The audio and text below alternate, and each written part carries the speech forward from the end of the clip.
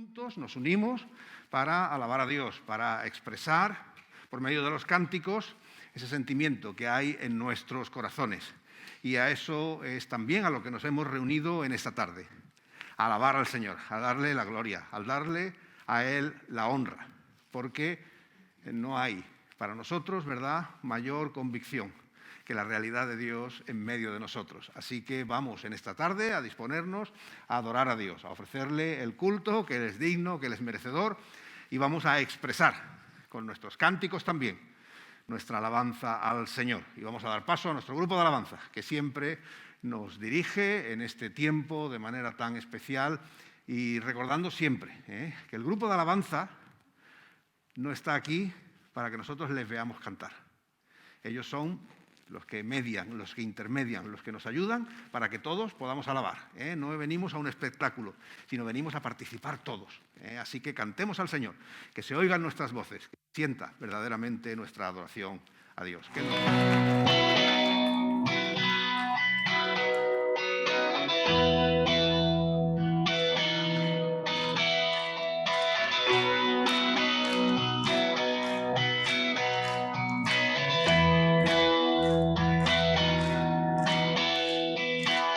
Quien rompe el poder del pecado, su amor es fuerte y poderoso, el Rey de gloria, el Rey de majestad.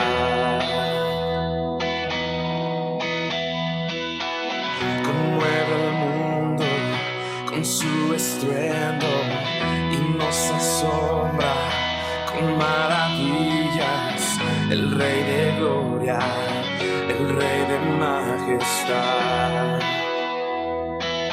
Gracias sublimes, perfecto es su amor. Tomaste mi lugar, cargaste tú mi cruz. Tu vida dice ahí, y ahora libre soy. Jesús, te adoro por lo que hiciste en mí.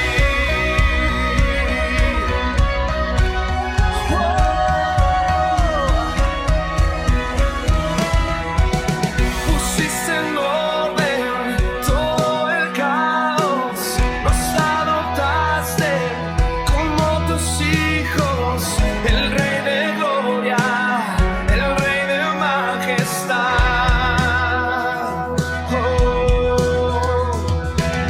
El que gobierna con su justicia y resplandece con su belleza, el Rey de gloria, el Rey de majestad. Gracias sublimes, perfecto es tu amor. Tomaste mi lugar, cargaste tú mi cruz. Tu vida diste ahí, y ahora libre soy. Jesús, te adoro por lo que hiciste en mí.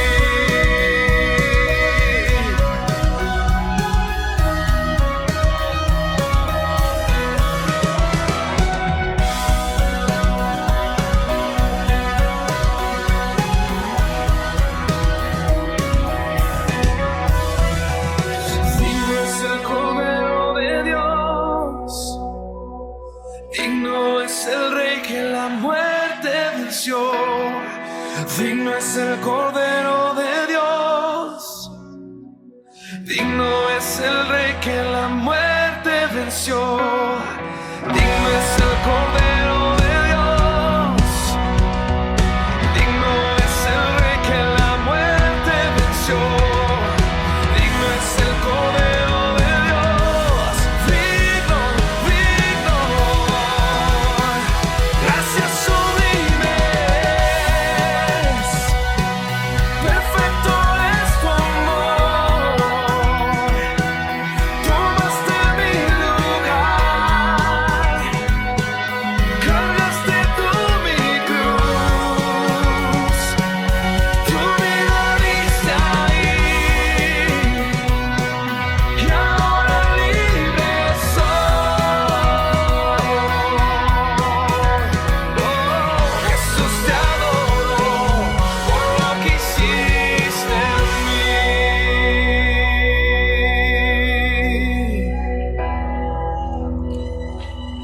delicias sublimes.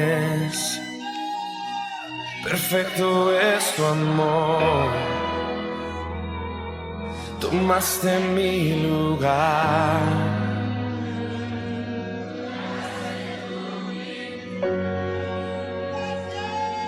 Tu vida diste ahí y ahora libre soy.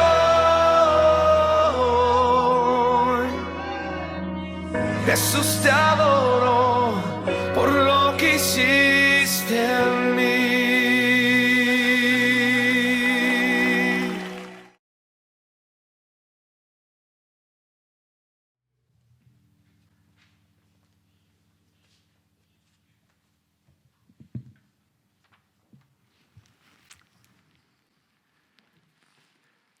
Es una preciosa canción, un precioso cántico, especialmente en un día como hoy. Hoy hace un año del primer estado de alarma y en este tiempo se nos habla de 3 millones de contagiados en España. Las cifras se disputan, pero van de 70 a 100.000 los fallecidos. Hemos visto nuestros hospitales colapsados y muchos de nuestros mayores pues han muerto solos en residencias, sin el cariño, sin la cercanía, sin la posibilidad de que sus seres queridos se pudieran despedir de ellos. Casi, y muchos de vosotros lo sabéis, casi 1.900.000 han pasado por ERTES y otros tantos han quedado sin empleo en este año. Hemos salido a los balcones a aplaudir a nuestros sanitarios y a los agentes del orden. Hemos usado y usamos con frecuencia desinfectantes, empezábamos con los guantes, los geles, y no hemos conseguido hasta el día de hoy deshacernos de las mascarillas y de las distancias de seguridad. Hemos visto pasar Semana Santa, verano, Navidad, ahora se acerca otra Semana Santa y muchas otras festividades, y las hemos tenido que pasar en el recogimiento de nuestros hogares. Hemos aprendido acerca de confinamientos, de cierres perimetrales, sobre limitaciones de aforo, a teletrabajar y a querernos sin besos y abrazos. Las reuniones por Zoom y por Skype se han convertido en la norma habitual, incluso para la vida de una iglesia. Y nos encontramos ahora pues, con una vacunación masiva en marcha como nunca jamás nos hubiéramos imaginado. Este es el tiempo que nos ha tocado vivir, es la realidad en la que nos encontramos y aún así podemos cantar "Mi corazón entona la canción, cuán grande es Él", porque en medio de todo esto el Señor ha sido nuestro guardador, Él ha sido nuestra provisión. Es verdad que todos, de una forma u otra, pues conocemos y tenemos cerca a seres queridos, amigos, familiares, que no lo han superado. Y sin duda eso nos afecta y nos duele a todos. Pero también en esos momentos el Señor ha sido nuestro aliento, el Señor ha sido nuestra fortaleza. Y por eso estamos también hoy, en este día, como Iglesia Cristiana, reconociendo que en medio de las adversidades de la vida, de las que no escapamos ninguno, seamos cristianos o no lo seamos, la vida es lo que es, nosotros damos gracias a Dios por poder agarrarnos a Él. El Señor es nuestro guardador, Él es el que nos sustenta, el que da aliento y esperanza a nuestra vida. Y eso es lo que reconocemos también en este día como Iglesia Cristiana. Vamos a orar al Señor. Bendito Señor y Dios, te alabamos y te bendecimos por poder confesarte como nuestro Dios. Señor, venimos en este día pues, con emociones encontradas, porque estamos a gusto en tu casa, porque nos alegramos de ver a la familia en la fe, porque hasta aquí, Señor, tú nos has guardado y tú has sido nuestra salud y nuestra provisión. Pero, Señor, también vivimos la realidad de una pandemia cruel que está llevándose la vida de tantos, que está, Señor, haciendo enfermar a muchos más, que está haciendo, Señor, que la estabilidad de hogares, de nuestra sociedad se tambalee.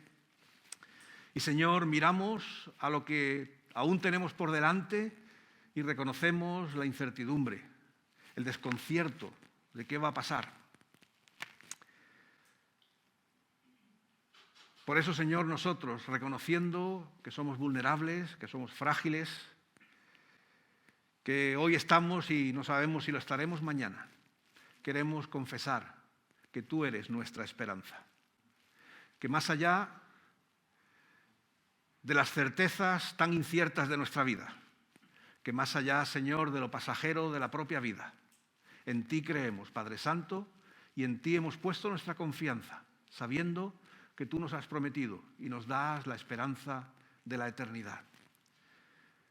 Señor, aguardamos ese tiempo en el que podamos verdaderamente estar contigo, ya libre de enfermedad, de dolor, de sufrimiento, de injusticia.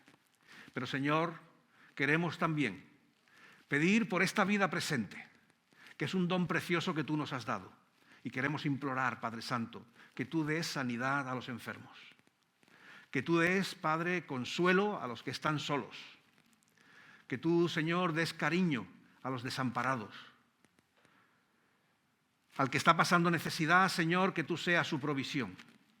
Y, Señor, sabemos que esas cosas no suceden por arte de magia, sino que tú también, Señor, quieres servirte de nosotros, de tu pueblo, para llevar amor, para llevar sustento, para llevar cariño, para llevar justicia allí donde no la hay.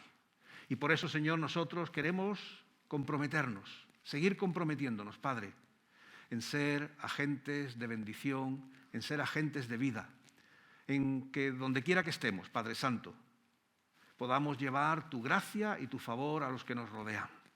Que podamos ser en este mundo de los que construyen y no de los que destruyen, de los que aportan positivamente y no de los que hacen daño. Señor, queremos que tu gracia y tu favor se haga presente a través de nuestras vidas, allí donde quiera que estemos.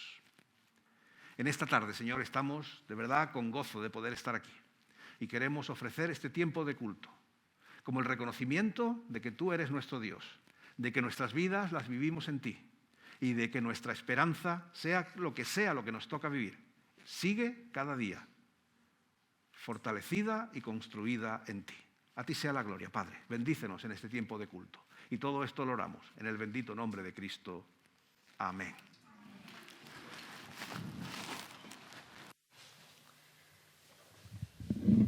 Hermanos, abramos la palabra de Dios por el Salmo 65, del 1 al 8.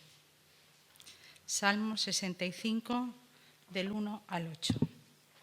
Y leemos: Tuya es la alabanza de Sión, oh Dios, a ti se pagarán los votos. Tú oyes la oración, a ti vendrá toda carne. Las iniquidades prevalecerán contra mí, mas nuestras rebeliones tú las perdonarás. Bienaventurado el que tú escogieres y atrajeres a ti, para que habite en tus atrios. Seremos saciados del bien de tu casa, de tu santo templo. Con tremendas cosas nos has respondido en tu justicia, oh Dios de nuestra salvación, esperanza de todos los términos de la tierra y de los más remotos confines del mar. Tú, el que afirmas los montes con su poder, ceñido de valentía, el que sosiegas el estruendo de los mares y el estruendo de sus ondas, y el alboroto de las naciones. Por tanto, los habitantes de los fines de la tierra temen de tus maravillas. Tú haces alegrar las salidas de la mañana y de la tarde. Amén.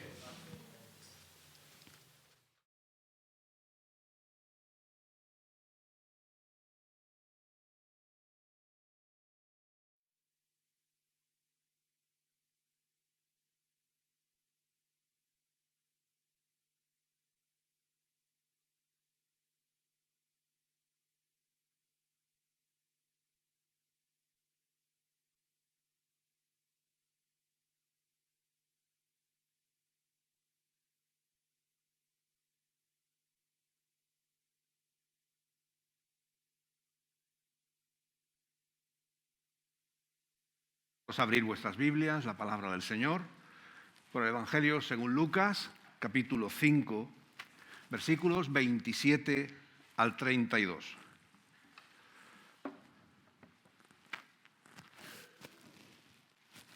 Lucas 5, 27 al 32. Y dice la palabra del Señor: después de estas cosas salió Jesús y vio a un publicano llamado Leví, sentado al banco de los tributos públicos, y le dijo: sígueme. Y dejándolo todo, se levantó y le siguió. Y Leví le hizo gran banquete en su casa, y había mucha compañía de publicanos y de otros que estaban a la mesa con ellos. Y los escribas y los fariseos murmuraban contra los discípulos diciendo: ¿por qué coméis y bebéis con publicanos y pecadores? Respondiendo Jesús les dijo: los que están sanos no tienen necesidad de médicos, sino los enfermos. No he venido a llamar a justos, sino a pecadores al arrepentimiento. ¿Cuántos os acordáis de la película de Steven Spielberg, la de Tiburón? Sí, algunos, los más viejos. Ya sé que ahora todos estáis con la de Megalodón, ¿no? Que ya es una película mucho más, en fin. Pero en su momento, Tiburón fue una película que causó un señor impacto. Recuerdo que mis padres fueron a verla al cine y venían después de la película, pues bueno, hace ya tantos años, ¿verdad?, pero impresionados por los efectos, por la fuerza de la película, y se reían porque dice que había un señor detrás de ellos que en una de esas escenas, ¿no?, en la que parece que el bicho se te echa encima en la pantalla, se levantó y gritó: esto se avisa, ¿verdad?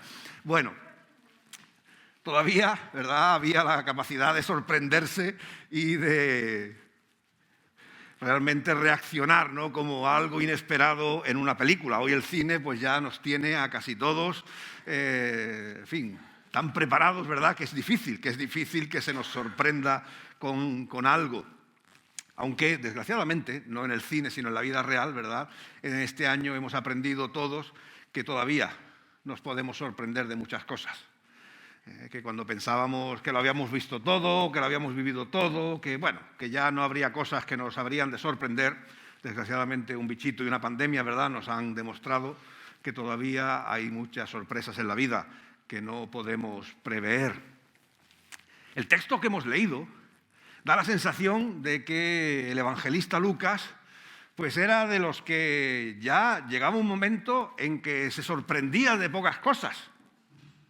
Fijaros cómo ha empezado la lectura que hemos realizado en el versículo 27. Dice: después de estas cosas salió. Como el que ha ido un momentito al gimnasio o ha ido a hacer la compra, en fin, cualquier cosa así banal, ¿verdad? Dice: después de estas cosas Jesús salió, siguió su camino. Pero uno se para y lee el texto y dice: bueno, después de estas cosas, ¿de qué cosas estamos hablando? Y simplemente dando unos pasitos atrás en el texto del capítulo 5, dice el versículo 26, justo previo a las palabras de Lucas, diciendo que toda la gente estaba sobrecogida de asombro y glorificaba a Dios.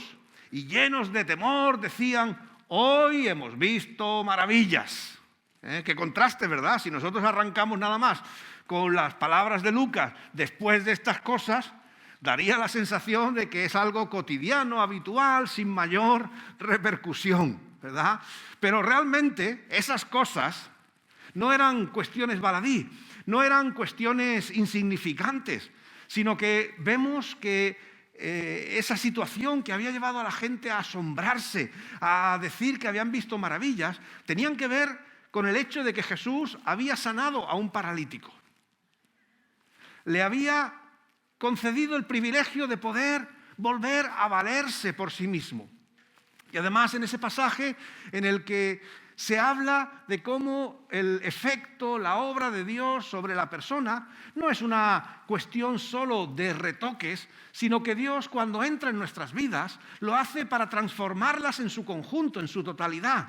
Y es ese pasaje que todos recordamos, ¿verdad?, que le traen a Jesús el paralítico y las primeras palabras de Jesús son: tus pecados te son perdonados. Los religiosos se escandalizan, ¿no? ¿Cómo puedes decir eso? Bueno, pues, ¿qué queréis que diga? ¿Levántate y anda? Pues levántate y anda, para que veáis que el Hijo del Hombre tiene poder para perdonar pecados, es decir, para dar y transformar la realidad en conjunto de una persona.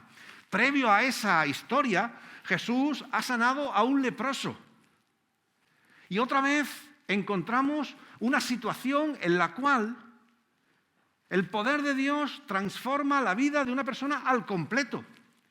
Porque la lepra en aquel tiempo, sin duda, era una desgracia mayor de lo que en nuestro tiempo es, por lo menos en los pocos lugares de nuestro mundo occidental en los que pudiera haber algo de lepra, ¿verdad? Es algo controlado y demás. Pero en aquel tiempo era una auténtica maldición. Era vivir apartado de la sociedad, de la familia. No podías trabajar, no podías valerte, mendigabas en la calle, tenías que ir avisando cuando llegabas a zonas donde pudiera haber personas y decir, he aquí un leproso, leproso, ¿verdad? ¡Qué indignidad tener que pasar por esa situación! Por eso cuando Jesús sana a un leproso, no solamente está curando su enfermedad física, sino que le está devolviendo su dignidad, le está devolviendo la posibilidad de valerse por sí mismo, de trabajar, de poder formar parte otra vez de la familia, de la sociedad, su vida otra vez en su conjunto recuperada por medio de su poder. Y previo a eso, ¿verdad? Pues está la pesca milagrosa, que es donde Pedro y Juan pues son llamados por Jesús a ser pescadores de hombres, es decir, a dedicar su vida a predicar el Evangelio, una vez más, una señal, ¿verdad?, de un Dios que da sentido, propósito a la vida. A Pedro y a Juan, pues le dio una nueva forma de ser, una nueva forma de vivir. Así que cuando el texto dice después de estas cosas, ¿verdad?, a veces es interesante mirar a qué cosas se refiere, porque la frase puede sonar muy suave, pero está hablando del poder de Dios actuando de una manera poderosa por medio de Jesús, transformando vidas, dando una nueva oportunidad a gente que la necesitaba. Pues después de esas cosas, vemos que el Señor Jesús se encuentra a un publicano llamado Leví. Bueno, la verdad es que aquí la historia va a tomar un giro interesante. Por su nombre, Leví probablemente pertenecía a una de esas familias religiosas judías. El nombre de Leví significa el que une a los suyos, el que vincula a los suyos. Porque según leemos en el libro del Génesis, su madre, Lea, dice, concibió y dio a luz un hijo y dijo, ahora, esta vez se unirá mi marido conmigo porque le he dado luz a 3 hijos, por tanto llamó a su nombre Leví.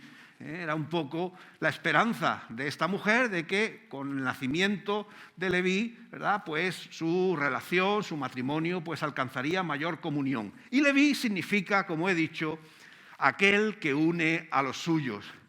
Y sabéis que del linaje de los levitas en el pueblo judío, pues son una familia consagrada a Dios, todo ese linaje, que servían primero en el tabernáculo y después en el templo.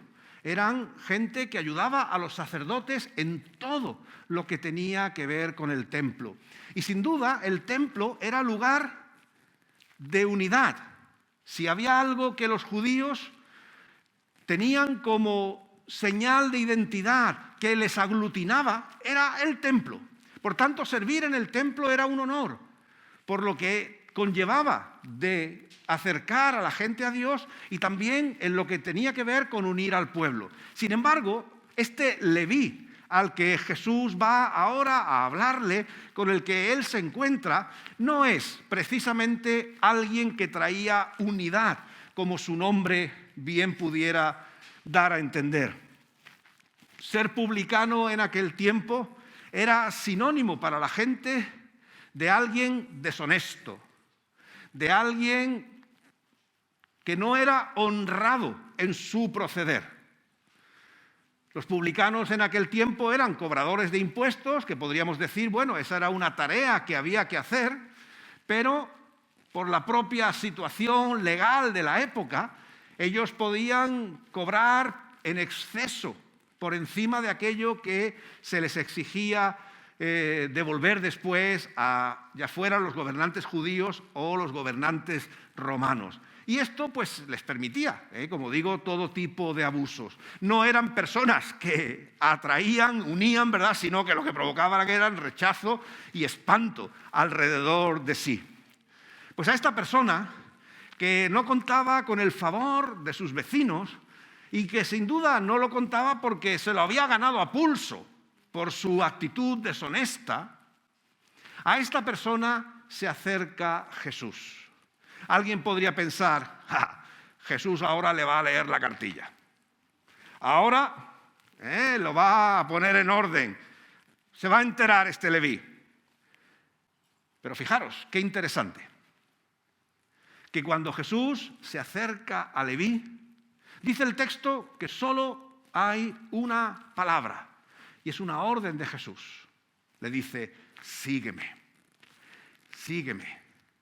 Esa expresión que sin duda cualquier creyente puede identificar con su propia experiencia, porque todos nosotros como creyentes, de distinta forma, en distinta expresión, en distinta manera, hemos tenido ese encuentro personal con Jesús diciéndonos, sígueme. Un sígueme que no es simplemente vamos a dar una vuelta, vamos a dar un paseo. Un sígueme que implica, deja todo lo que hasta ahora eres y haces y adopta una nueva vida conforme a los valores del reino de Dios.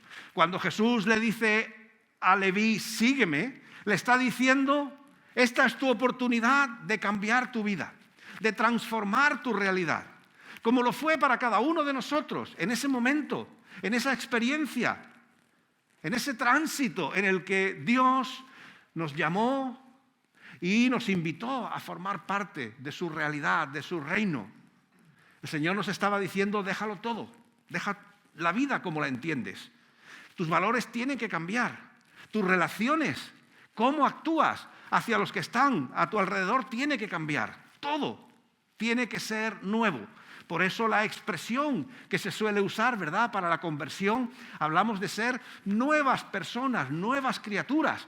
No porque nuestro aspecto exterior cambie, ¿verdad?, que también lo hace, y ahora explicaré por qué, ¿verdad?, pero sobre todo porque todo lo que ha sido y ha dado sentido a nuestra vida hasta el momento del encuentro de Jesús cambia. Y decía que a veces cambia hasta nuestra fisonomía, porque dice el refrán popular que la cara es el espejo ¿de qué? Del alma, ¿verdad? Y qué duda cabe que cuando nuestro corazón es transformado y el Señor quita a veces dolor, quita resentimiento, quita sentimientos a veces de odio, de venganza, en fin, a veces arrastramos en nuestro interior muchas cargas. Cuando el Señor trae paz a nuestras vidas, cuando el Señor trae unas nuevas emociones, una nueva realidad, hasta nuestro rostro cambia.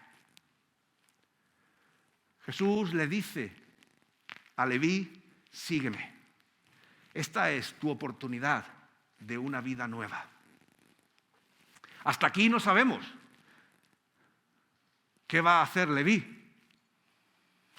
Podía haber dicho, estoy bien como estoy. No le gusto a la gente, no quieren saber nada de mí, pero yo a fin de mes tengo mi dinero, tengo mi buena vida y que los demás piensen lo que quieran. Podría haber sido una excusa muy legítima en Leví. ¿Cuántas veces hoy no escuchamos o no ponemos excusas de todo tipo cuando el Señor llama a nuestras vidas? Y la de Leví era tan válida como cualquier otra que nosotros o alguien pudiera poner. Sin embargo, dice el texto que lo dejó todo, se levantó y le siguió. Podemos imaginar que quizás no es la escena tan rápida como el texto la resume, ¿verdad? Que quizás pudiera haber un poco más, pero lo que el texto quiere transmitir es que ante la invitación de Jesús, la mejor decisión es seguirle. que no pasa nada con lo que dejamos atrás. Alguien podría decir, Leví, el dinero que has dejado en la mesa, la caja, ¿qué pasa? ¿No? Seguro que nosotros estuviéramos allí y nos hubiéramos preocupado. Oye, Leví, que te dejas el chiringuito abierto. Leví, dice el texto, que en ese momento lo deja todo, porque lo que el texto quiere transmitir es convicción, es certeza. Y es que cuando Jesús nos llama, cuando Él llama a nuestras vidas, nosotros realmente debemos dejarlo todo y seguirle. Porque no va a haber mejor invitación, no va a haber mejor oferta de vida, no va a haber mejores valores, no va a haber mejor sentido, no va a haber mejor propósito que seguir a Jesús cuando Él nos llama. Seguramente la mayoría de nosotros ya en su momento dimos ese paso de seguir a Jesús, pero a veces necesitamos refrescar la memoria. A veces necesitamos recordar que ese sígueme es un llamamiento constante en nosotros. Que no es que me llamó hace unos años y yo le seguí y ya se acabó el seguimiento, sino que el seguimiento de Jesús es una constante, tiene que ser una constante en nuestras vidas. Y de la misma forma que ese día o en ese periodo o en esa transición de nuestra vida en la cual el Señor nos llamó a seguirle y nosotros dejamos todo lo que en ese momento pudiera ser de valor para nuestras vidas, lo que pudiera ser significante para nosotros, y dijimos, Señor, te seguimos a ti, ese llamamiento sigue siendo el mismo para nosotros hoy. Cristianos de años. Yo ya creo que llevo más años de cristianos casi de vida, ¿no? Llevo toda la vida. No ha caducado para mí el llamamiento de seguir al Señor. No ha caducado para ninguno de los que decimos que somos creyentes el llamamiento de dejarlo todo y poner al Señor en primer lugar. Esa es la vocación cristiana. Eso es lo que el Señor espera de nuestras vidas. Leví se levantó, lo dejó todo y le siguió. Y fijaros, hay una cosa muy interesante en el Evangelio de Lucas.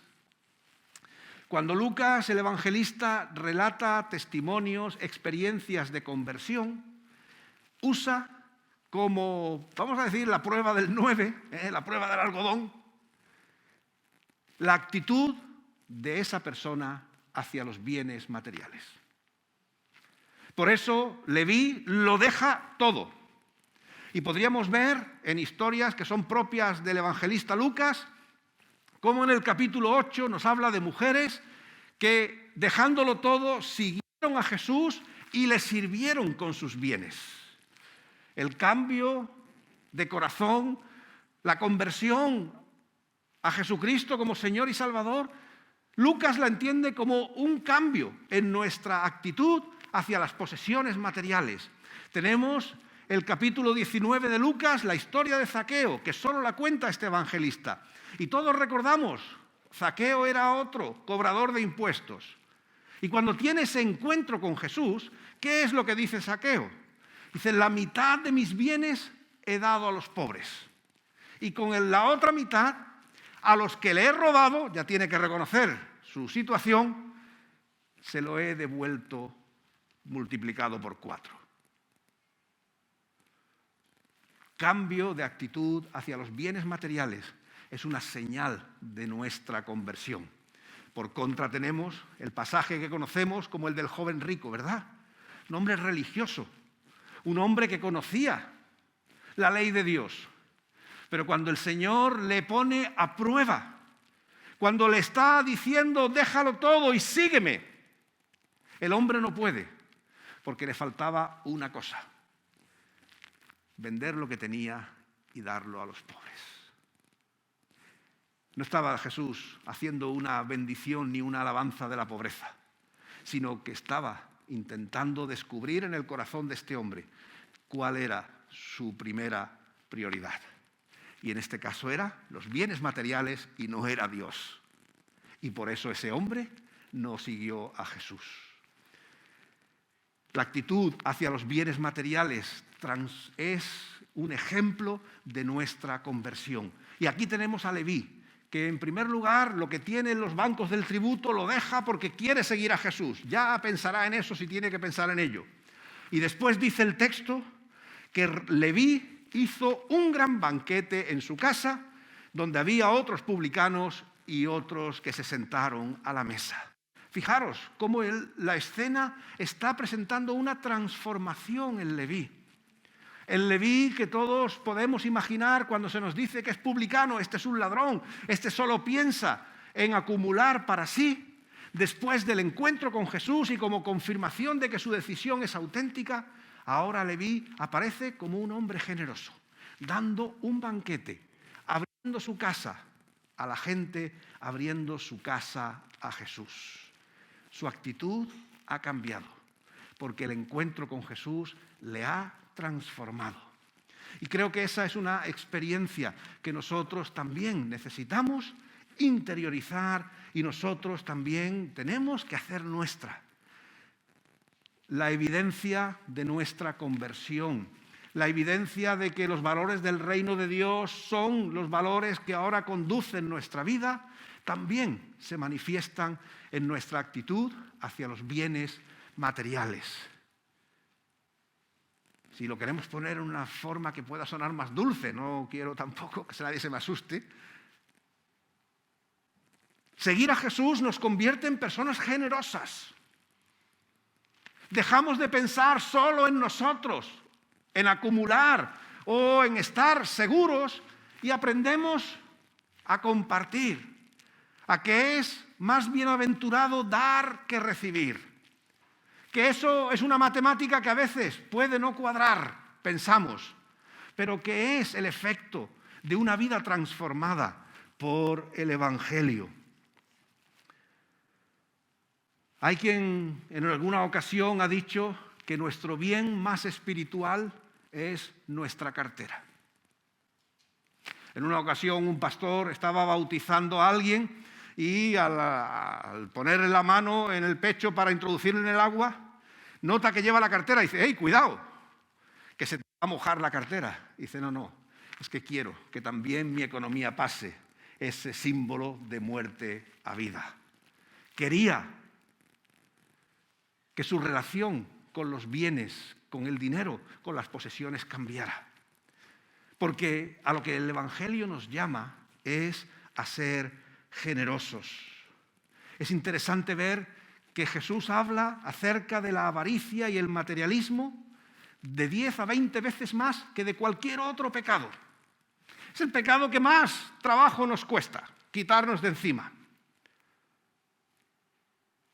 Ser generosos es de las cuestiones más difíciles para nosotros, pero el dar, el ser generoso, el no estar viviendo condicionados solamente por el poder de los bienes materiales, es una cuestión espiritual.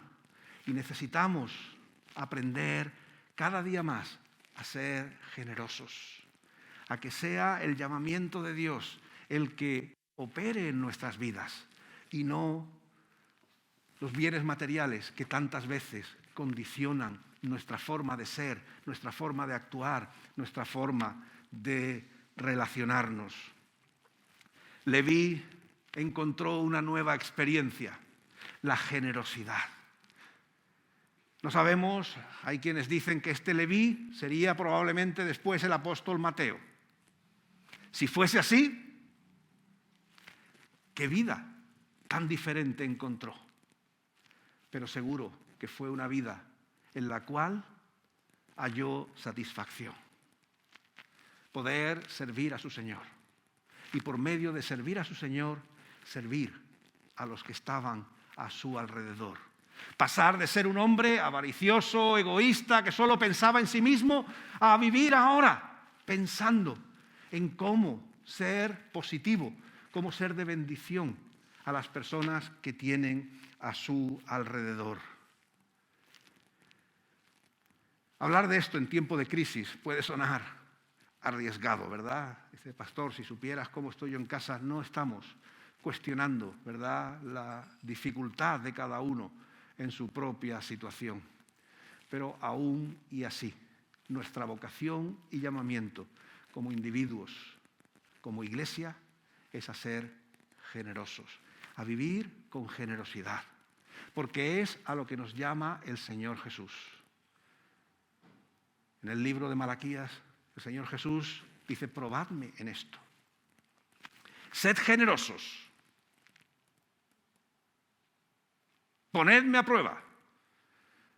Si no, seréis bendecidos cuando actuáis con generosidad.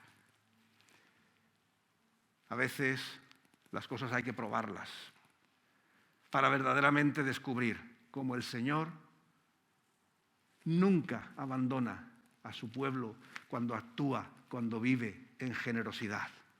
Leví lo descubrió el paralítico, lo descubrió el leproso. Acercarse a Jesús, aceptar la invitación de seguirle, les hizo recibir mucho más que cualquier otra cosa que ellos hubieran podido dejar. Y creo que eso es algo que nosotros tenemos que pensar y valorar. Justamente en el tiempo de crisis, en el tiempo difícil, en el que los números y el final de mes pues nos marean a todos, en los que las dificultades sociales, ¿verdad?, pues nos hacen estar prevenidos por lo que pudiera pasar, aún en los tiempos más difíciles. El Señor sigue llamándonos a ser generosos, a no tener miedo de ayudar a aquel que lo necesita, de no tener temor de tender la mano a aquel que busca ayuda, porque ese tiene que ser el talante que define a los cristianos.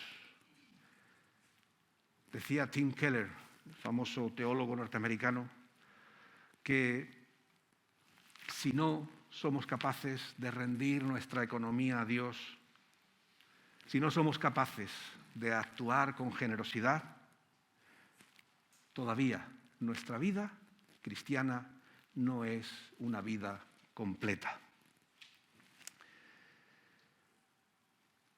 El texto continúa diciendo que algunos se quejaron y protestaron. Los líderes religiosos, curioso, ¿verdad? Estaba el Señor Jesús ayudando a alguien a transformar su vida, a reconducirla, y ellos protestaban. Bueno, es lo que tiene, ¿verdad? A veces hay quienes no entienden el mensaje del Evangelio. A veces hay quienes no entienden el propósito de Dios para la vida. Pero lo cierto es que el Señor Jesús ha venido a transformar nuestra realidad y a hacerlo para bien. Termina diciendo el pasaje, cuando algunos gruñen, porque es la expresión, ¿verdad? Esa murmurar es estar ahí gruñendo, como te juntas con esta gente. Jesús les dice: los médicos no tratan con los sanos, sino con los enfermos, ¿verdad? No es que Jesús estuviera diciendo: bueno, vosotros estáis sanos, yo no vengo a vosotros. Es simplemente ante la actitud soberbia que a veces hay, ¿verdad?, de no reconocer la necesidad de Dios, de no reconocer la necesidad del mensaje del Evangelio. Dice: bueno, pues si no quieres, no te voy a obligar. Jesús no se impone. Dice: pero yo he venido a llamar a pecadores al arrepentimiento. Yo he venido a dar vida, como dice el Señor Jesús. El Señor Jesús ha venido a compartir generosamente vida con aquellos que le quieren recibir. El texto precioso de Filipenses 2, ¿verdad? No tuvo el ser igual a Dios como algo a lo que aferrarse, sino que se entregó a sí mismo. Generosidad es lo que define a Jesucristo. Generosidad es lo que define al mensaje del Evangelio. Generosidad es lo que transmite el mensaje a aquellos que le necesitan, y generosidad es lo que tiene que transmitir también la Iglesia del Señor. Este es el tiempo de ser generosos, en lo económico, pero también en cualquiera otra de las áreas, porque el Señor Jesús vino a traer salud, vino a traer esperanza, vino a traer libertad al individuo en todas las áreas de su vida. Y nosotros como Iglesia tenemos que compartir esa generosidad de Dios, ese amor de Dios, ese cuidado de Dios con todos aquellos que están a nuestro alrededor. Así que, queridos hermanos y amigos, recordemos el llamamiento de Jesús. El llamamiento a Leví fue el de decirle, sígueme, a una nueva vida,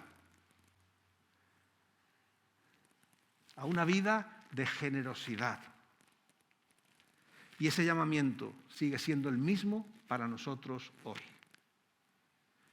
Seguimos a Jesús, que nos ha dado salud, que ha perdonado nuestros pecados, y le seguimos para actuar y vivir con generosidad.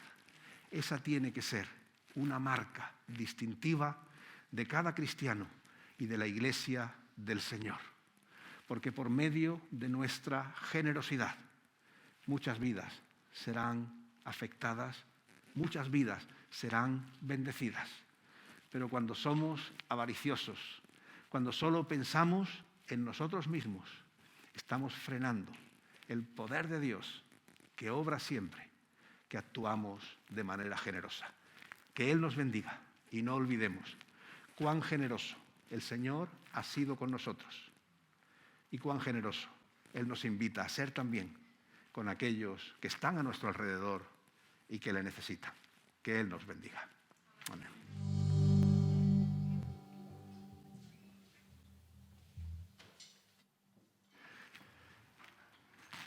Dice el apóstol Pablo, el que siembra escasamente también segará escasamente, y el que siembra generosamente, generosamente también segará. Y poderoso es Dios para hacer que abunde en vosotros toda gracia, a fin de que teniendo siempre en todas las cosas todo lo suficiente, abundéis para toda buena obra. Que así sea, hermanos, entre nosotros. Señor y Dios, gracias por este día en el que hemos podido reunirnos, Padre Santo, reconociendo que con gran generosidad tú nos has mirado, Señor. Que a pesar de nuestro vivir distanciados de ti, Señor, en muchas ocasiones vivíamos sin ningún interés en ti. Tu amor generoso se derramó sobre nosotros por medio de tu Hijo Jesucristo. Y en Él, Señor, tenemos vida nueva, vida plena y esperanza de eternidad. Señor, gracias por tanta generosidad.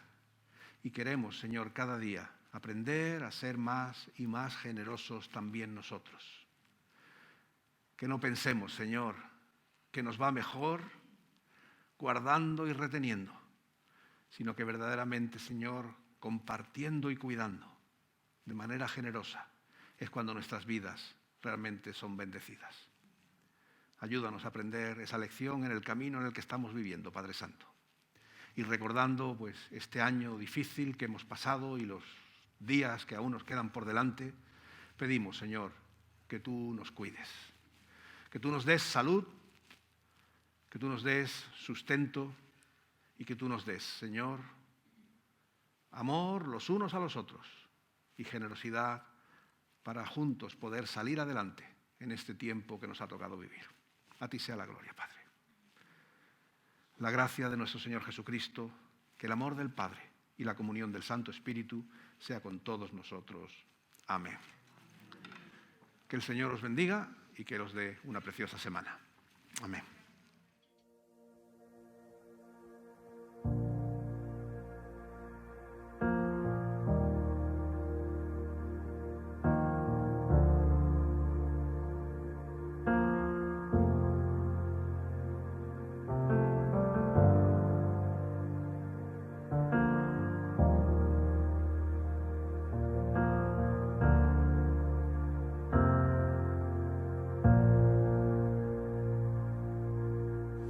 Dios te guarde y bendiga, que extienda su amor y te muestre favor. Dios te mire con agrado y te dé paz.